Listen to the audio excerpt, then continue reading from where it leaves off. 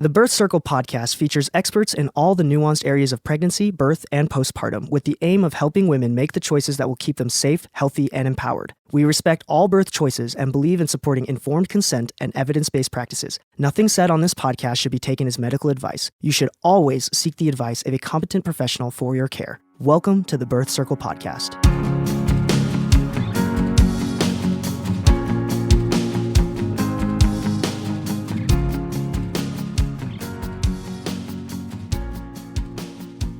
This is Sarah with Birth Circle, and I am so excited about today's episode because I have been wanting to nerd out on prenatal nutrition and vitamins forever, and I've gotten to talk to nutritionists, but today we actually get to talk to Julie Sawaya, and she is the founder of Needed, which is a company that provides nutritional supplements and health education for pregnant women based on in-depth research into prenatal and postnatal nutrition requirements. She's been featured in Vogue, Forbes, Motherly, and Mother Mag for her work in bringing optimal nutrition to expectant mothers everywhere. And thank you so much for joining me. I'm so happy to be here. I want to dive right into the nerdy. So if you're not into nerdy, maybe this isn't your episode. Just kidding. Stay with us. This is going to be so good. I got some really juicy questions. Okay, because you are actually manufacture these vitamins. So you have to have some serious science behind deciding what goes into these little magic pills, right? We do, yes. And that's pretty atypical. So most prenatal, I guess, spoiler alert, most prenatal vitamins are what's known as white labeled. So they basically are formulations that are ready to go off the shelf, and a brand, when they decide they want to come out with a new product, they basically pick from what's available, put a brand on it, come up with their own packaging, and then they launch it the next month. We have taken a very different approach. Our prenatal multivitamin was formulated over a 3-year super in-depth research process in connection with a group of perinatal nutrition experts to literally go individual nutrient by nutrient, understanding the clinical research and supplementing that research with in-practice experience, because there's a lot of research on prenatal nutrition, and there are an equal number of research gaps, areas that are understudied or where there is a lack of consensus around what women need. And so we really took the approach from the beginning of partnering with perinatal health practitioners who are regularly testing women's nutrient and hormone levels at every stage of the perinatal journey to better understand what do women actually need to thrive, not just to meet bare minimum needs. Yeah. Perfect. So what got you started in this? I mean, did you wake up one day as a 4th grader and decide that you were going to change the world of nutrition? How did you get started? Yeah. So I actually grew up in a family of medical doctors and nurses who have amazing expertise, but nutrition is typically not one of their skill sets.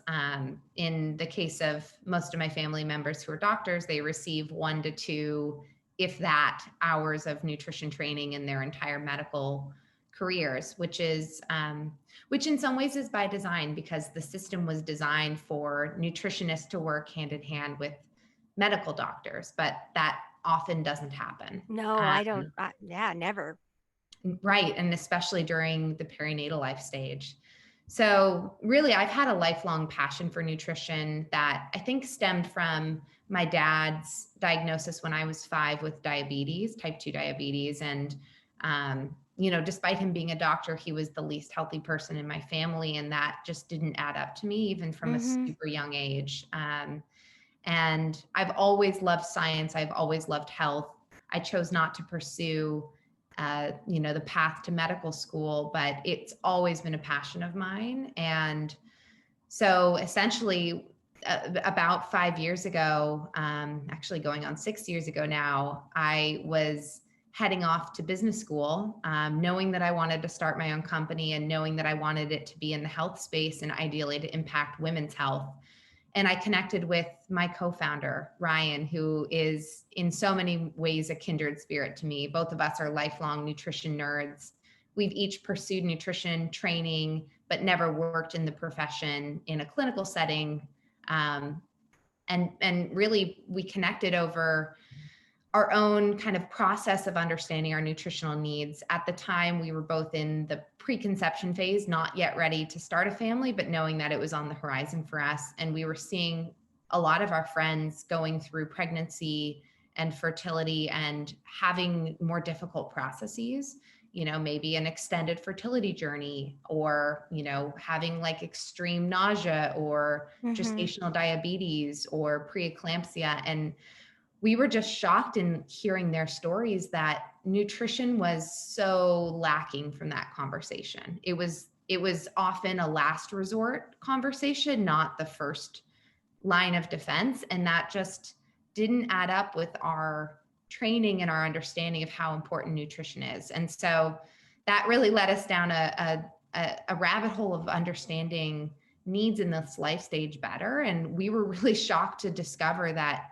97% of women take a prenatal vitamin during pregnancy, and yet 95% have nutritional deficiencies. Oh, and yeah.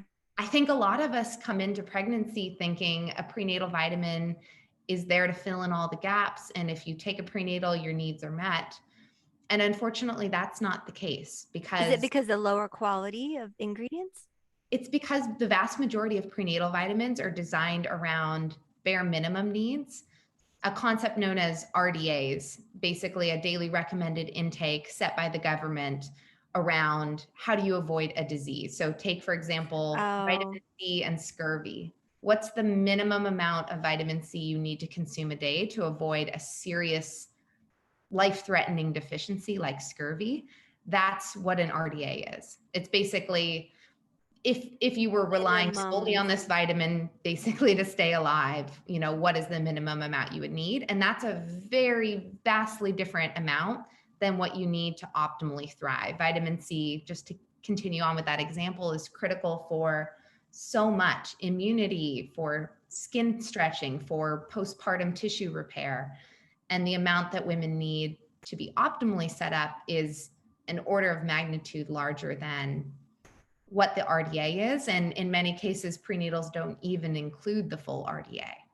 So taking a pretty in-depth look at, under the hood of what's in most prenatals versus what do women actually need, we realized there was a huge opportunity to essentially redesign the prenatal vitamin from the ground up. And as mentioned, that was not a quick process. It was a very lengthy process of going nutrient by nutrient, partnering with a collective very early on of women's health practitioners who day in and day out are serving women in this life stage and actually testing nutrient levels to better understand, what is that optimal range? Because that's in many cases that RDA level is not going to do very much for you. And that's why you're saying that you can take a prenatal but still be low in a certain vitamin, because that is not bringing you to the optimal levels. So you're working with people that are helping you understand what those optimal levels and what the gap is, so you can fill that gap. Exactly. And it's both a question of what is the dosing of the nutrient, and also what is the form of the nutrient that your body can best use. Yeah. And in many cases, the vast majority of prenatals, both of those are suboptimal. Sad. So what are you finding? You use the vitamin C as an example, but what are you generally finding are the most commonly commonly deficient vitamins that are actually really key and really important?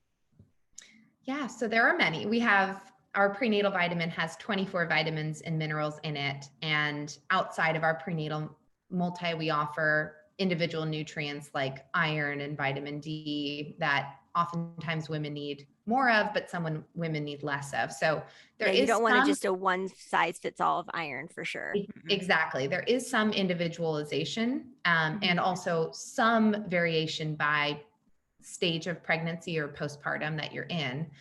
But in terms of kind of baseline nutrient needs, we find through the clinical research, and it's also validated through in-practice experience from our practitioner group, that the vast majority of women are pretty critically deficient in nutrients, including vitamin D, choline, which is very important for baby's brain development, and really in many ways equally as important as folate, which you more commonly hear of.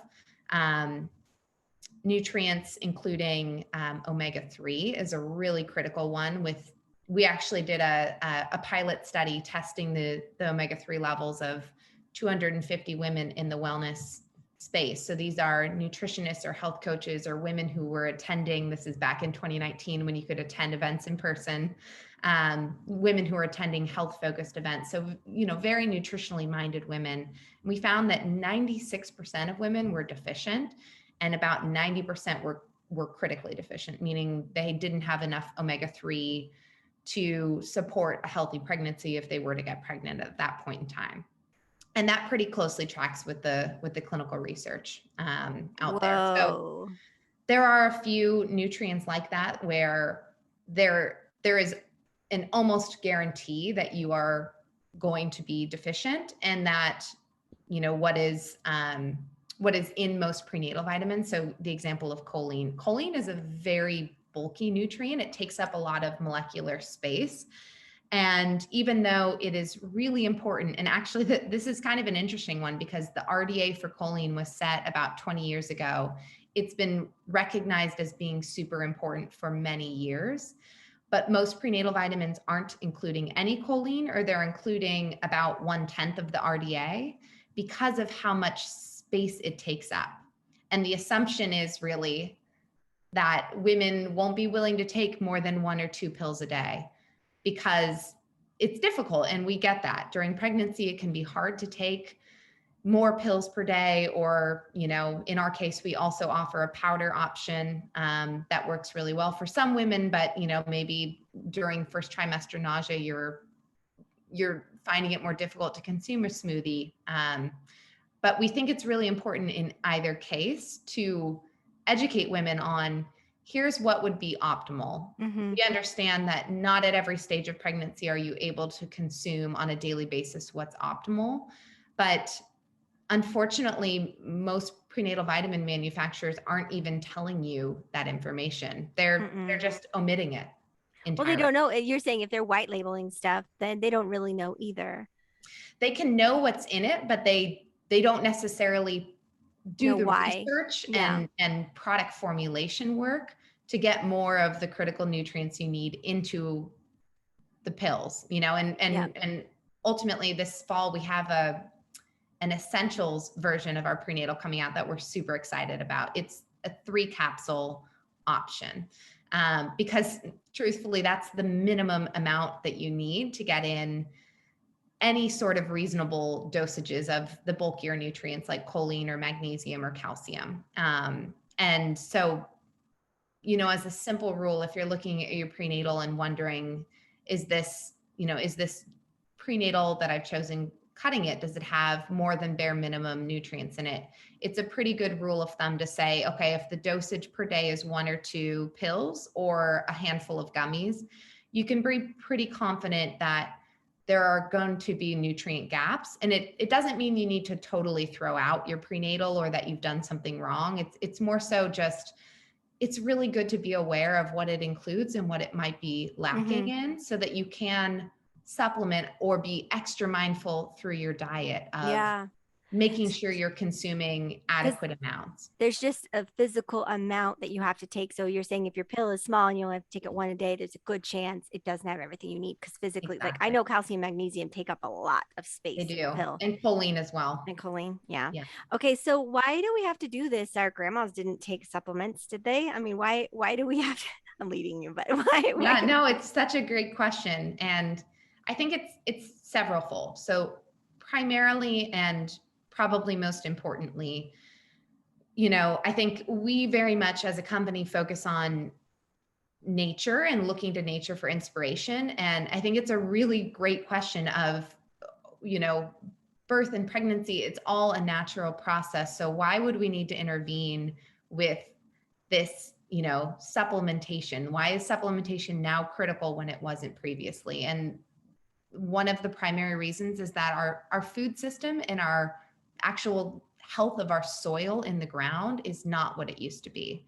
Our, the industrial food system, at least here in the US, really has caused a lot of depletion of of the soil. It's lacking in the minerals and vitamins that it used to contain. And our food also takes much longer to reach us. So when you're purchasing, in the case we've talked about vitamin C, in the case of vitamin C, when you're purchasing a fruit or maybe tomatoes that naturally are really rich in vitamin C, by the time they actually reach you in the grocery store, much of that nutrient content has degraded.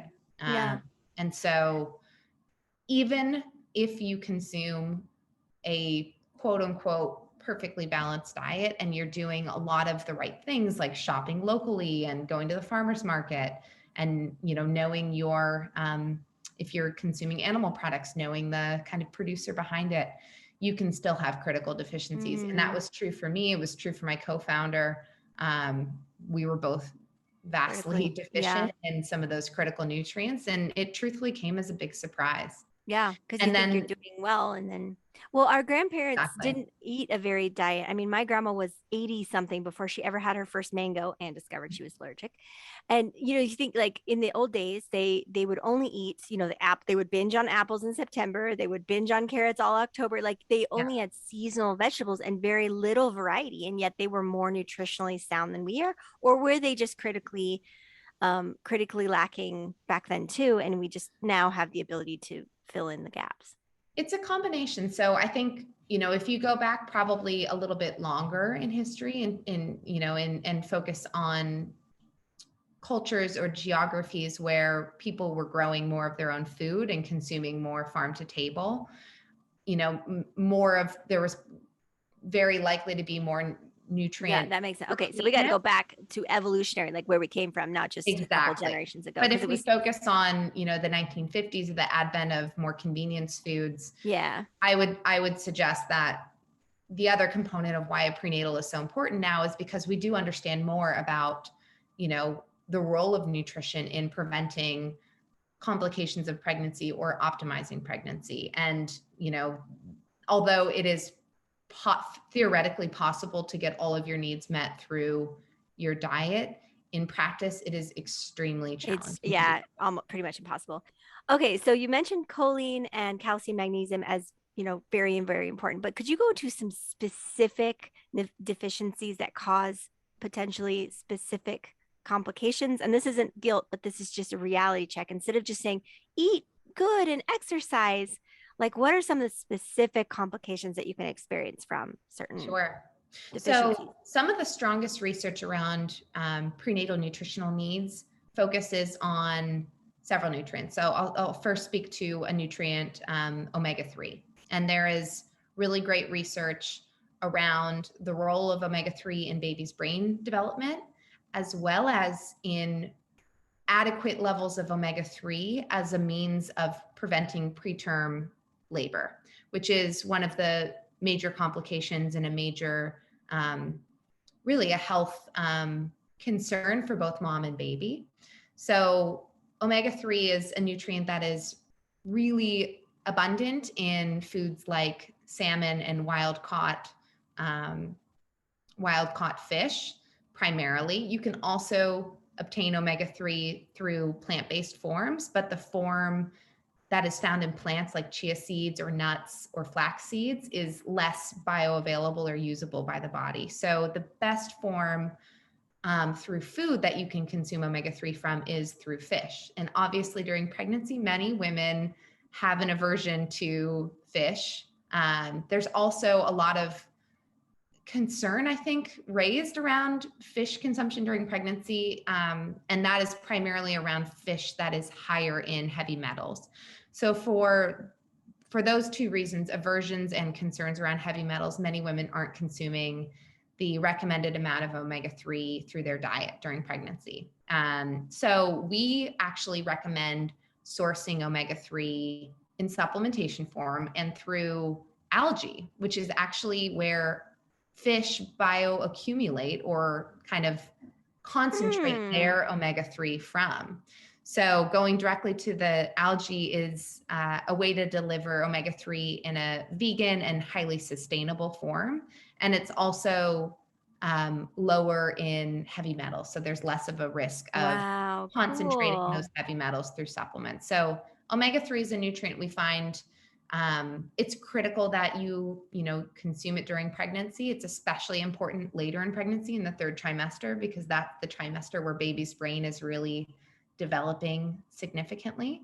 So like the mom stupid, the pregnancy fog, could that be helped with Exactly. more It omegas can then? impact maternal mood. It can impact Ooh, mood. cognition for mom. So it's a great nutrient. I really, and I think this is true of all nutrition, we really advocate for looking at getting your nutrient levels in an optimal place before pregnancy, so that during that first trimester, when you do have stronger food aversions or maybe more serious nausea, and it's more difficult to consume supplementation or foods, you are starting out already replete in those nutrients so that your body can draw on those stores as you need them. So omega-3 is a great one to take when you're trying to conceive. It can also support egg health and sperm health as well. But that's a really great one to be mindful of. Other nutrients that are really important that have great research around them, we talked about choline for baby's brain development, for actually neural tube formation as well. And the nutrient that it often is compared to is folate. So folate is vitamin B9. You often hear it described as folic acid, which is the synthetic or man-made form of vitamin B9. There is great research around adequate maternal folate status and prevention of neural tube defects. That's like spina bifida. Exactly. And that is why if you do hear recommendations from your OB or care provider around prenatal nutrition, often the number one recommendation is to take folic acid. And we would suggest you follow that advice with a caveat. So folic acid, the synthetic form, it was the form that was found in prenatal vitamins pretty much exclusively until roughly 10 years ago. More recent research has focused on some potential downsides of folic acid, including for those who have the MTHFR genetic variation. And what the MTHFR genetic variation essentially implies is that those who contain it, which is up to 40 to 60% of women, have a more difficult time converting synthetic nutrient forms like folic acid or the synthetic form of B12 cyanocobalamin into the more usable forms. It requires, it essentially is far more challenging for women who have MTHFR to use folic acid. And as a result, that folic acid can remain unmetabolized. Oh, there you go. That was my next question. Then what's the bad thing about not being able to metabolize is that it builds up in your body? Exactly. And there is research pointing to potential adverse complications of unmetabolized folic acid in the body. And I think probably even more critically, we really want to make sure that you have adequate folate status. And so if you're not able to absorb or utilize the folic acid, you may be at risk of folate deficiency, even though you're taking the right amount in your supplement. Where is where is a natural vitamin B9 found? Yeah, so folate-rich foods include spinach, include legumes. Those are really rich forms. What is interesting is that the form of folate that we recommend, and where a lot of research is pointing to really great outcomes, is with the form methylfolate. And methylfolate comprises about 96% of the folate that circulates in your body. So it is found in nature. Methylfolate, unlike folic acid, tends to be readily used by the body. It's already in that active form that your body can immediately use. And, it has been clinically studied in terms of how does it impact maternal or, overall adult folate status. And it has been shown to be at least as effective as folic acid at raising serum folate status. And again, that is the mechanism. What your folate status is, that's the mechanism underpinning the prevention of neural tube defects. I will say that there is a bit of a controversy in the prenatal nutrition world around the question of whether methylfolate is an acceptable form of folate to prevent neural tube defects. And that is primarily because the clinical research from, the last 20 something years looking at neural tube defects was all done on folic acid, the synthetic and cheaper form, because that's what was available. That makes sense. And there is a lot of headwind against updating that research, in part because food manufacturers, supplement manufacturers that use folic acid, it's more than 10 times cheaper than the methylfolate form that we utilize. It's more difficult, therefore, to, include it in cereals that say they're a good source of folic acid, or any other foods that are fortified with folic acid. So gosh. Okay. So now I see a lot the of problem. resistance to updating that research. So that's a problem, because if you're it's basically the same thing about putting fluoride in water, that you end up over medicating people and you can cause problems. And so if you're putting folic acid just in all cereals and those with the MTHFR variation, that can actually build up to bad levels in their body. So most people, the clinical research shows most adults have excess unmetabolized folic acid in their blood, whether or not they're taking supplementation, because it's fortified in a lot of our food. It's really a question of degree. We advocate for reducing that excess when you can, and especially in a time period like pregnancy, where you really want to be ensuring that you're absorbing that folate. And so we feel very confident, our practitioner collective feels very confident from their in-practice experience and from the research around methylfolate raising serum folate status, that methylfolate is a very good choice in terms of what form of B9 you're taking during pregnancy. But I do like to share all the information around it in case I know it's good those to know. out there are wondering, or, come to their doctor and mention folic acid or folate. You may hear some resistance to methylfolate, but that is primarily because the research around neural tube defects was simply done on folic acid. And there are many, many headwinds to updating that research. So what is the role of folate in an adult body? I mean, it sounds like we could be pretty low in it and it'd be okay, but it's when we try and make a baby and we want their spine to be enclosed in their back we worry about it. I mean, not to simplify it to dumb terms, but like every nutrient, folate is important to many different processes in the body. It's, it is important overall for our brain health as well. The deficiency kind of concern tends to be around pregnancy because of that, the risk of an extreme deficiency can cause, significant that makes sense, issues in baby. But for adults, folate can support immune support, heart health, mood.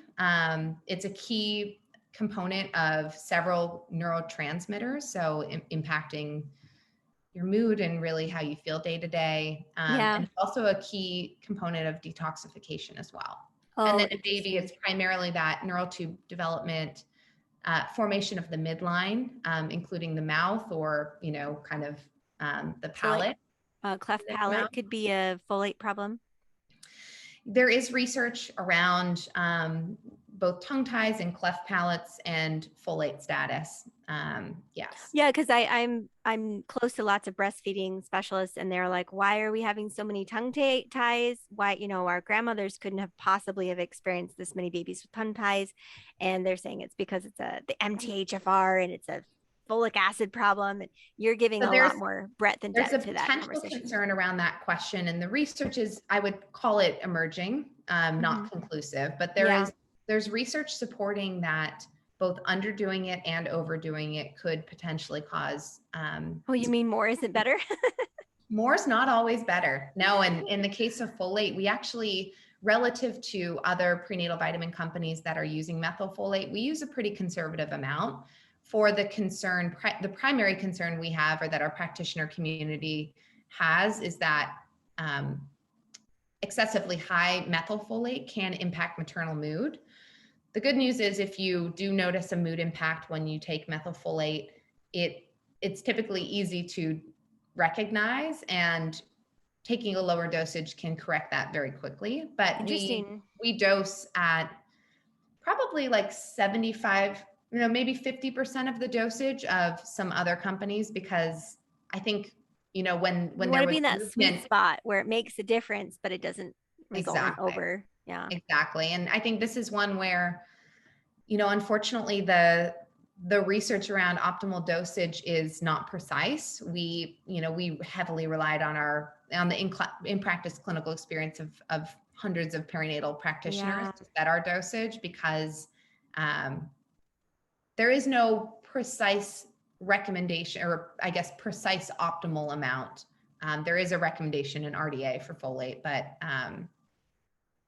it's an ever evolving science, and precision can be difficult. And I think research always has limitations, and that's why we always start with the research, but think it's so important to supplement that with real insights from practitioners who are treating perinatal women. Awesome. Okay, so I had a question from something you said before. Does nutrition levels affect morning sickness? Like, could you have more morning sickness because of nutritional deficiencies?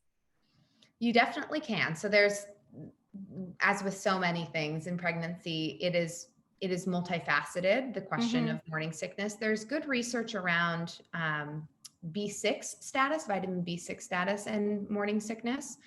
This is another reason we recommend supplementation before pregnancy, ideally up to a year before you're ready to conceive, although we know many pregnancies are unplanned. So starting on a comprehensive prenatal as soon as you're able to is a great way to, not only ensure baby gets what he or she needs, but that you are optimally set up. So B6 is important. We dose B6 far, far higher than many prenatals. Many prenatals lack it entirely. Protein is another really key, not micronutrient, but macronutrient that we stress heavily during pregnancy. It is vitally important to consume enough protein to support blood sugar regulation, and blood sugar dysregulation is a leading cause of nausea or morning sickness. So protein totally regulates that. The common recommendation is like to consume saltines or a plain bagel, or typically a sort of naked carbohydrate with no fats or protein accompanying it when you're in the throes of nausea. And that makes sense, because that is often what your body is craving, or that feels palatable. But if you're able to include protein with your meals, ideally with breakfast, to help regulate your blood sugar, it really can make a big difference. And so, beyond prenatal vitamins are really important. We spent a long time formulating ours, but there are other nutrients women need beyond vitamins and minerals. And that's why we designed what we call our complete plan. It's a 4-part plan that includes a prenatal vitamin, an omega-3, a collagen protein. That is our recommended form of supplemental protein, because it includes amino acids that are conditionally essential during pregnancy. 2 of them are glycine and proline. That what it essentially means is your body can't produce them on their own during pregnancy. You need to consume them through food, and you are likely to be deficient in glycine and proline unless you're consuming whole animal, like, skin, tendons.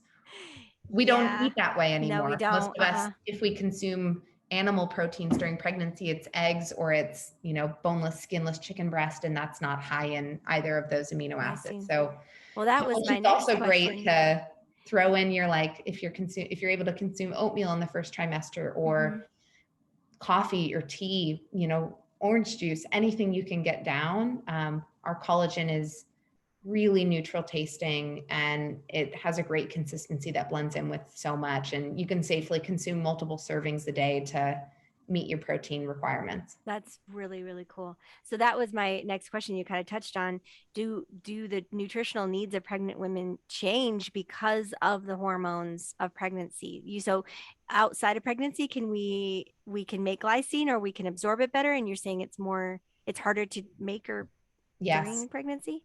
So nutritional needs across the board tend to be higher during pregnancy. It's pregnancy and I should say, pregnancy and postpartum are the most nutritionally intensive times in a woman's life. And that is because of many things. Obviously, growing a baby in a placenta, your skin stretching, your blood volume almost doubling during pregnancy. Pregnancy is a natural state of blood sugar dysregulation, as we touched on. It's why so many women will experience gestational diabetes. There are hormonal and nutritional considerations that are so unique to pregnancy. And, that's why it's just, if you're going to focus on optimizing your nutrition at any stage of life, this is the one. And not only to ensure that you and your baby have a healthy pregnancy and an optimal chance of, delivering a healthy baby and making it to full term, but also because the nutritional status of a baby in utero can impact their health for their entire life. And, if you're having a baby girl, the follicles that will become, future eggs and your future grandchildren are developing while in utero. It's a pretty kind of beautiful, but nutritionally very intensive life stage. Very expensive. So I once heard someone say, well, actually, I haven't heard this just once, but that the baby will take what the baby needs and you are the one that suffers. And then, because if you're nutritionally deficient, your baby will just parasite off you and get whatever it can and leave you. And then I've heard other people to say, nope, if your body will always protect it first and then your baby will end up. So what is it? Or is it a combination of both? I mean, so I would answer that question in kind of two parts. So in the absence of extreme deficiency, your baby will generally take what it needs at your expense. So yeah. That is right. Your baby is your kind of a cute little parasite. Got it. Our bodies are really, really, I would say really, really good or designed to protect the developing baby. It's why women are able to carry healthy babies even during a famine or really extreme circumstances. But, there are some nutrients you really don't want to mess around with. You don't want to risk the chance that you might be deficient in folate, for example. Right. It's not all about making sure mom's replenished. Baby, you do take a supplement for baby, but I think it's a misunderstanding that a prenatal vitamin is only for baby, because the vast majority of the time in a developed nation like the US, baby is going to take what it needs from mom, and oftentimes without proper supplementation and really intentional nutrition, mom's levels will never reach their pre-pregnancy state, and that gets compounded through a subsequent pregnancy or breastfeeding. So an example of omega-3 status in mom can forever be at a lower level than it was pre-pregnancy. And this can impact mom's literally the size of her brain, because omega-3 is a critical component. So the postpartum stupid is real. Like it can be. I never felt like back to myself until I stopped nursing. But you're saying that like these changes could be permanent, and who wants? I mean, okay, so then this probably affects. It can be, and I think disorders. Yes, it can absolutely impact mood disorders postpartum. I think the beautiful thing is that you can be impacted, you can be deplete, but you can also do something about that. Yeah, exactly. It's really not too late, even if you're several years postpartum, to nourish yourself back to an optimal state of health. It's quite common postpartum to have to develop postpartum thyroiditis, a thyroid condition. Hashimoto's is pretty common postpartum. There are longer term impacts of nutritional depletion that can be prevented if you supplement and you continue to supplement and continue to nourish yourself after pregnancy, after baby's born, through breastfeeding, even beyond breastfeeding, to ensure that you're really fully nourished. Yeah. Very, very cool. Okay. So You talked about a little bit about this before. I want to go a little deeper about the bioavailable and the that quality matters, not so much quantity. And I know when I was younger, so this is before that 10-year mark where you said things are getting better with prenatals, but my mom would be like, you want your pee to be orange because that means your body's like getting, it's sloughing off the nutrients it doesn't need. And so that's good. And I'm like, or is it sloughing it off because it's not bioavailable? So what, like how Yeah, does your that's a body really just good question. So I would answer this by saying like it depends. If you're taking emergency or a supplement that has lower quality nutrient forms, you may be seeing yellow pee because your body's not absorbing those nutrients properly. But in the case of needed in our prenatal, we do frequently hear that women notice brighter urine, like a brighter yellow urine when they switch to our prenatal. And the primary reason for that is vitamin B2, which is often responsible for that yellow urine. And we always, for every single nutrient that we use the form that's best absorbed by the body. So it's not a problem of, are you not absorbing the nutrient? It's really more about, we are dosing nutrients for an optimal state, and your body is great at excreting, especially in the case of a B vitamin that's water soluble. Your body's great at excreting the amount that you don't need on that particular day. So, the only way to ensure that you are getting enough is to dose at optimal levels. That might mean that on any given day, depending on what you ate for lunch, or your depending body's on getting your rid of it. nutritional status, or So you really if can't you took overdose. You really can't overdose on a water soluble vitamin. it takes more to overdose on a water soluble, like folate. We talked about folate. That's a water soluble vitamin. You can't, too much can have an impact, but it's generally less of a concern than it would be with a fat soluble vitamin, where your body accumulates it and stores that vitamin in the body. But So, interestingly, it's typically the fat soluble vitamins that women are very deficient in, like vitamin oh, D, that was my next question. vitamin So A. if they accumulate in your body, then wouldn't it be designed, then you'd be less likely to be deficient in those because your body could hold on to them for a rainy day. But if you're not getting them in the first place, then how Exactly. does your And body hold them on? Hold that's on. the primary challenge, is that Mm. I think in the case of vitamin A, there is a lot of fear around consuming too high of an amount of the active form of vitamin A, because super high levels can be toxic, but that's led to an avoidance of the active form of vitamin A almost entirely. It's missing from almost every single prenatal vitamin on the market. And the most abundant form of active vitamin A in food is liver. Oh Very yeah. few of No, us are thank consuming you. liver or cod liver oil. So Oh. it's a nutrient to be aware of. But again, more is not more. It's really about the precise right amount, and that amount falls within a band. It's not like, oh, if you consumed, we dose our active vitamin A at 750 micrograms a day, which is a small amount, but a meaningful amount. It's not to say if you consumed 800 that day, or you consumed needed and had liver once every 2 weeks, that you're going to be too high in that nutrient. That won't happen. We always set our nutrient levels taking into account some dietary consumption as well. But if you're consuming none and you're only consuming the inactive form of vitamin A found in carrots, beta carotene, that's the form that you hear of or see most often on a prenatal. If you're only consuming that form, you might end up being deficient because your body has to go through a lot of hoops to convert that beta carotene into the active form of vitamin A that's so important for pregnancy. I'm so enjoying this nerding out because now I have so many questions, like what's an inactive and an active form? Like I've never heard of that. So I'm resisting the urge to keep you and it online varies for by 3 hours. nutrient. Not every nutrient has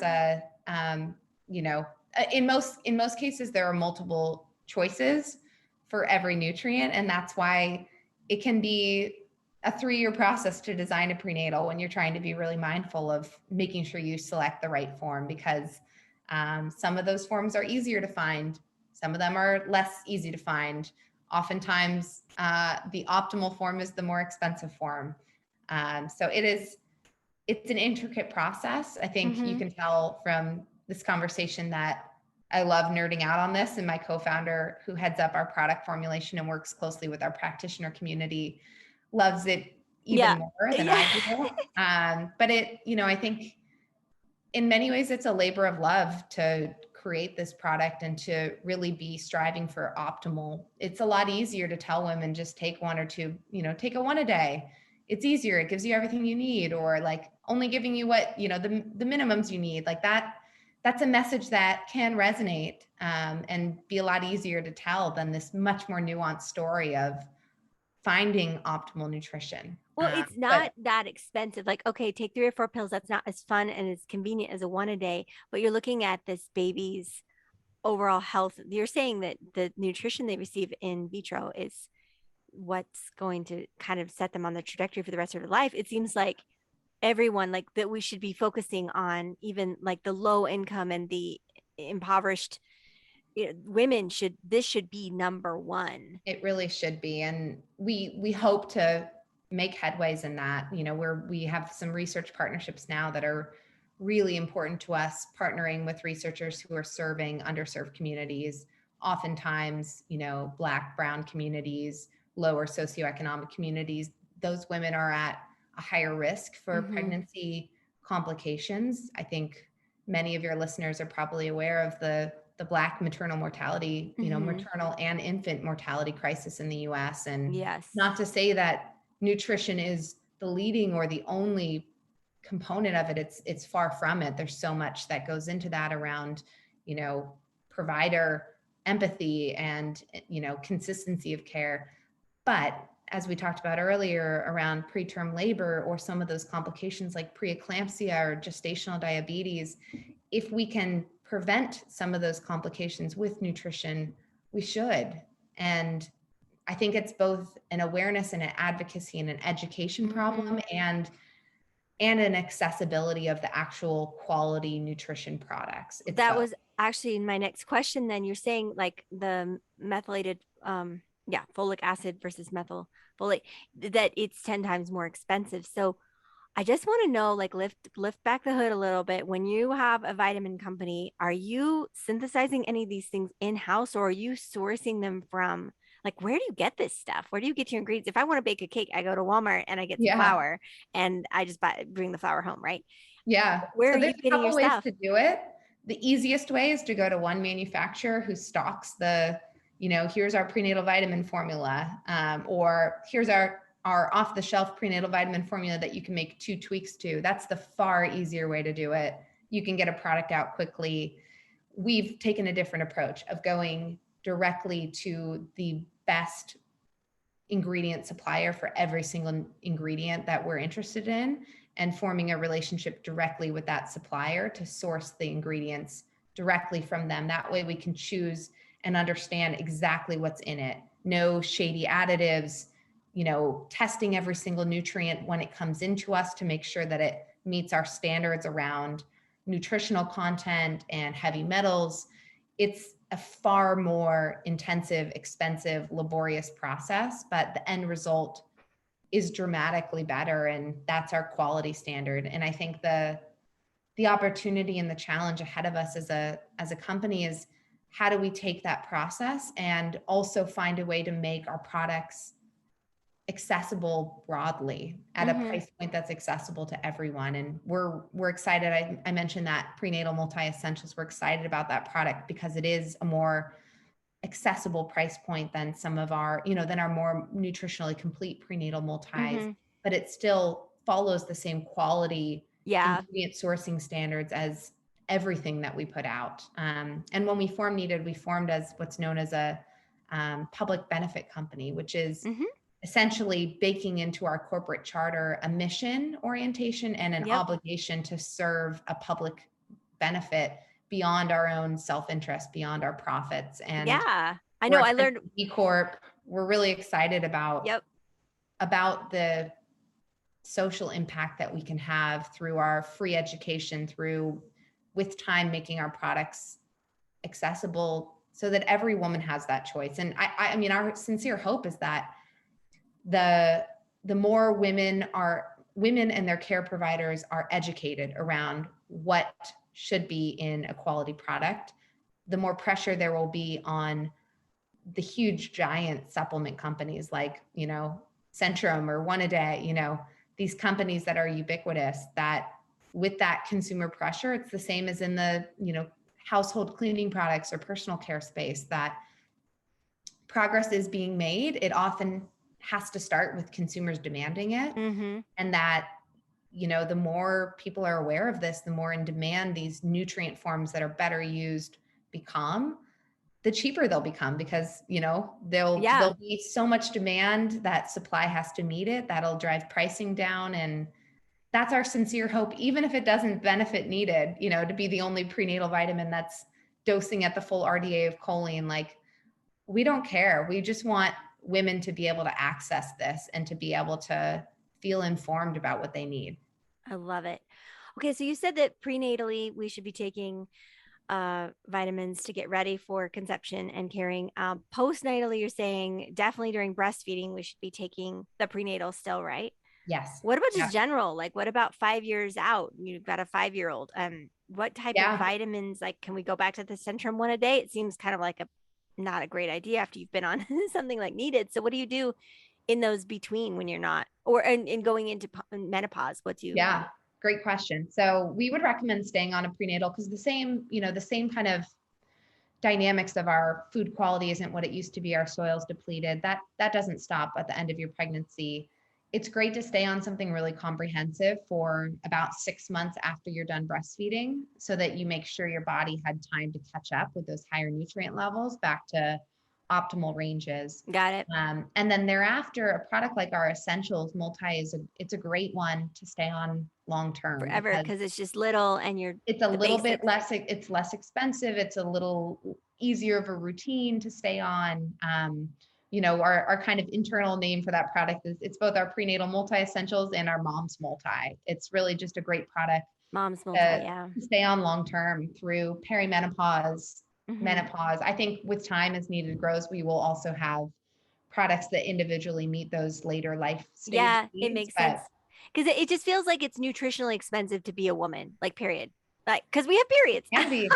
Yeah. And, something we're super passionate about is that prenatal nutrition isn't just for women, that, men are half of the conception equation. And That's a good point. it's really important for men to make sure that they're adequately nourished before pregnancy, and honestly through the intensity of the dad years. And many families want to conceive multiple children. Some of us have experienced pregnancy loss, and you sort of find yourself having to start back at square one. And I'm personally really passionate about men understanding their role in the equation, and also that if you're going to take a prenatal vitamin when you're trying to conceive or trying to get your sperm healthy, just keep taking it during pregnancy and postpartum. It's not that many years, and the kind of commitment of men in the pregnancy equation it's physically a lot less intense than it is for women. So you never know when you're going to need those healthy sperm. And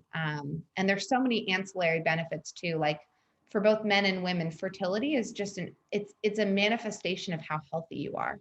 Mm-hmm. It's a kind of normal physiological response if you are optimally healthy. And there's so many other things that we want dads and men to be healthy for, longevity, for heart health, for brain health, for hair coverage, just so many things. Libido, yeah, like, there's just so many benefits of men being optimally nourished too, that we first and foremost focus on women, but we're really excited to have recently launched our line for men too.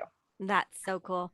Okay, so do you need a prescription for Needed, or can you just get it? You can find it on our website. Yeah, we're available at thisisneeded.com. We also sell through Amazon and through a practitioner dispensary called FullScript that a lot of nutritionally trained practitioners like to utilize. And, hopefully available in retail down the road. But for now, we're available primarily online.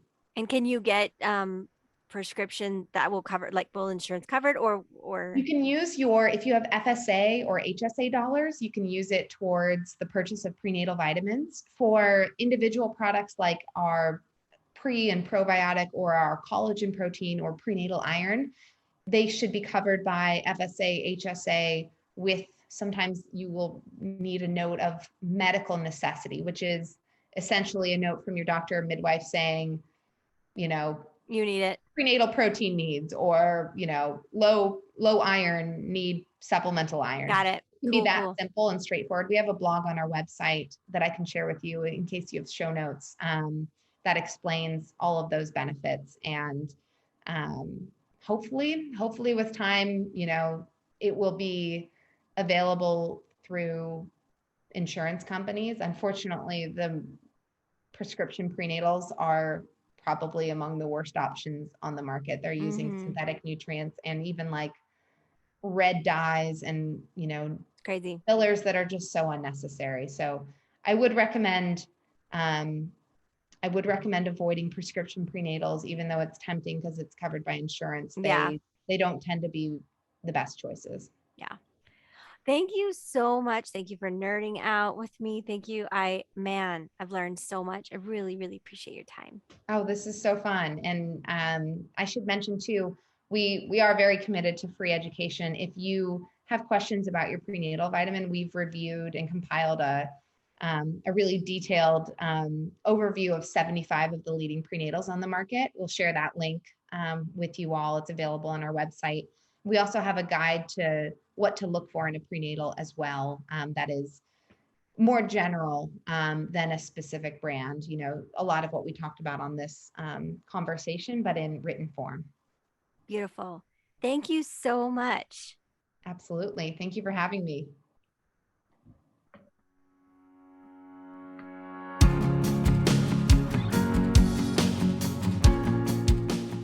Please visit us at birthcircle.com, join our Facebook groups, or find us on Instagram and Pinterest. We hope you'll use our resources to support your birthing experience.